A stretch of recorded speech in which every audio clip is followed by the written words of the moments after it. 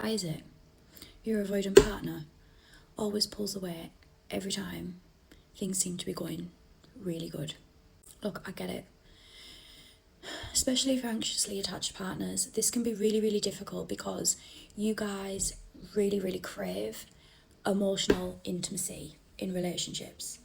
But avoidants have a subconscious, deep-rooted fear of intimacy from childhood neglect, from trauma. It is a trigger response.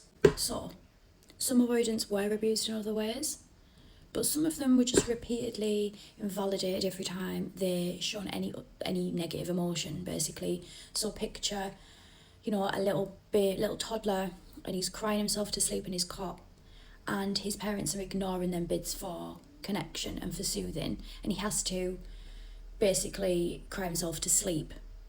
Or a child was only ever given or met with a positive response when that child showed positive emotions only. So if he was crying or she was seemingly angry or any seemingly negative emotions were ignored or they got into trouble for it, and they only ever were met with positive connection from their parents when they were happy, when they were calm. Maybe they were shamed for crying.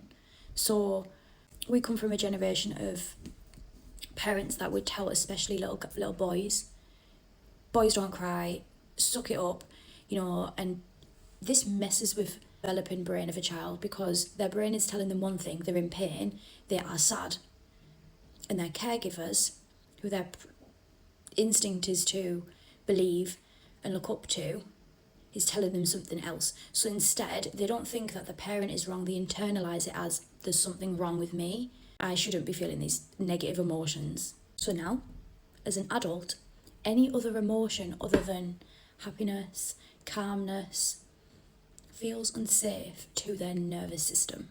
As a child, they learn to suppress negative emotions so that they didn't just sit in suffering constantly. Anytime that a negative feeling would come up, they would learn to push it down and suppress it. So now, it's subconscious programming. That's what their brain is wired to do. When they feel or they see any negative emotion, they suppress their emotions. They back away, they don't want anything to do with it. And once upon a time, this was a survival mechanism. It served a purpose. But now as an adult, it's redundant and affects their adult relationships. To be completely vulnerable with someone includes expressing negative emotions.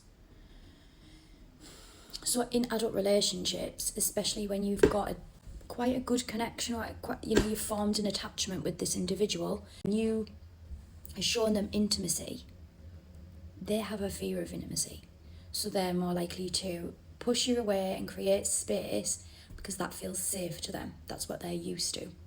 They're not used to emotional, intimate connections because as a child, they didn't have that. They didn't have proper, real, intimate, vulnerable connections with their caregivers.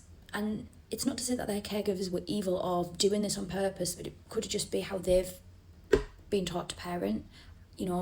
They could also have either a parent could have an anxious attachment and be preoccupied with their own worries and anxieties, that they're not paying full attention to the child's emotions, and that's why they are not getting picked up on. Or the caregiver could have had an avoidant attachment style themselves and therefore didn't want any negative emotion, would suppress their emotions, so push away the child's emotions.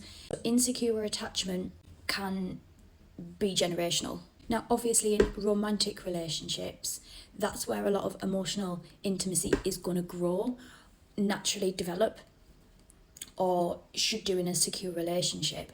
It's not just romantic relationships that avoidants are affected by.